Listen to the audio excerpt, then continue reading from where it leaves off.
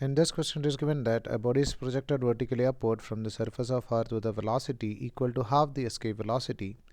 If r is the radius of Earth, the maximum height attained by the body is. So over here in this question, it is given that there is a sphere, or we can just consider as Earth, of mass m and radius r.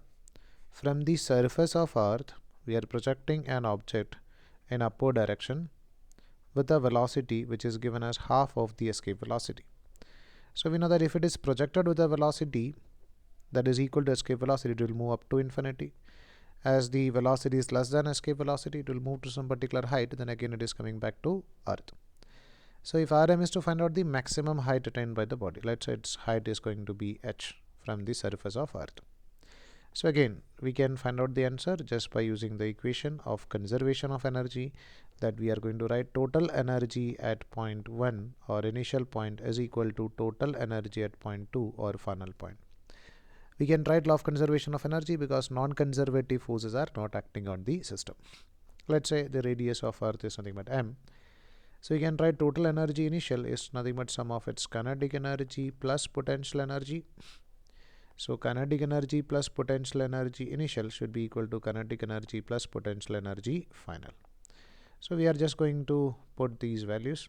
So what about this kinetic energy initial, which is nothing but half into m into initial velocity is ve by 2 or half of escape velocity. So we can write ve by 2 square minus its potential energy is minus gmm divided by r, which is potential energy on the surface, is equal to kinetic energy final is going to be 0 as the velocity at maximum height is 0, and potential energy is minus gmm divided by distance from the center of Earth is nothing but r plus h.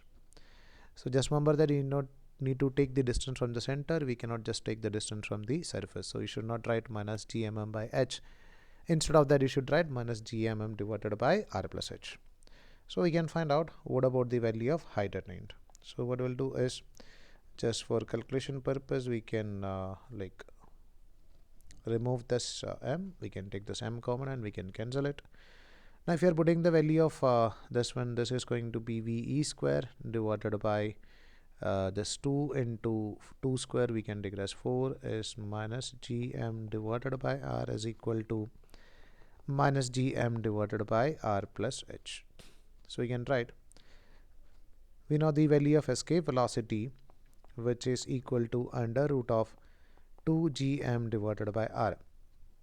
So instead of square of escape velocity, we can write this as 2 gm divided by r by 4 into 2, which is 8, minus gm divided by r is equal to minus gmm divided by r plus h.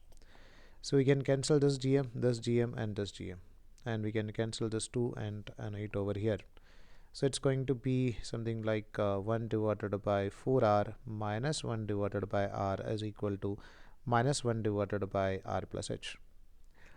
So we can write it as nothing but this is 4r. So we can write this is equal to minus 3 divided by 4r, that is 1 minus 4, that is minus 3 divided by 4r, or we are taking 4r as LCM, is equal to minus 1 divided by r plus h. So we can cancel this negative sign. So we can write this as 3 times of r plus h is going to be 4r, or you can write this 3r plus 3h is going to be 4r, or you can write this 3h is equal to r, or you can write h is equal to r divided by 3.